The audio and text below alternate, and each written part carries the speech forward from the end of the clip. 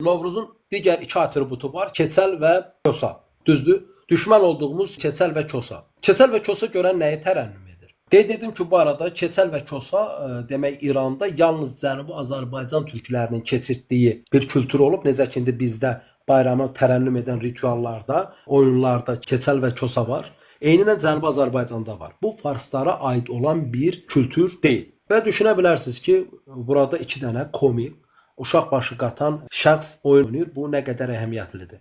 Məsələ bundadır ki, buradakı keçəl keçini tərənnüm edir. O keçi də qışı tərənnüm edir.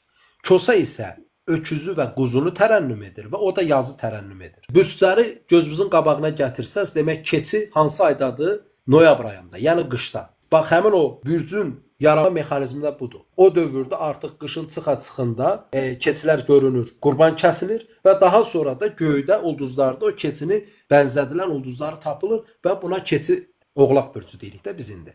Mən sadəcə olaraq aydın olsun deyən keçi dedim. Və martda balıq bürcündən sonra qoç bürcü, daha sonra isə buğa bürcü gəlir. Və o öküz quzu sözü də hər ikisi eyni kökdəndir. Yəni dolayısıyla demək, bunlar həmin dövrdə bürcləri tərənnüm edən simvollaşdırılmış personajlardır. Hansı ki, nə dedik? Skandinavlarda keçi maskası geyinən adamlar var idi. Xatırlayırsınız? Dedim. Və eynən proslavlarda keçi maskası postu geyinənlər var. Və fikir verin. Protoslavlar Skandinaviyada yaşayır, oradan biraz aşağıda yaşayır və Azərbaycanda. Cənubi Azərbaycanda türklər hələ də Novruz bayramında keçi oyuncaqlarını nümayiş etdirir, rəqs etdirir. Bu kültürün neçə min ildən var olduğunu bəllidir. Yəni dolayısıyla burada olan personajlar, burada olan ritualların heç biri dini rituallar deyil.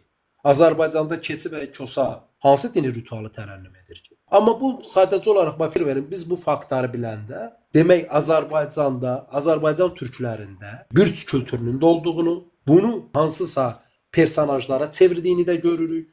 Və indi bunun üzərində də ayrıca araşdırılmalıdır ki, həmin bu bürclər insanlığın ortaq kültürüdür, yoxsa türklər kimdən salıb, yoxsa elə türklər bunu yaradıbmış. Fikir verirsiniz, yalnız bizim komik görüb, güldüyümüz, dırnaq arası baxdığımız iki personajdan nələri müəyyənləşdiririk.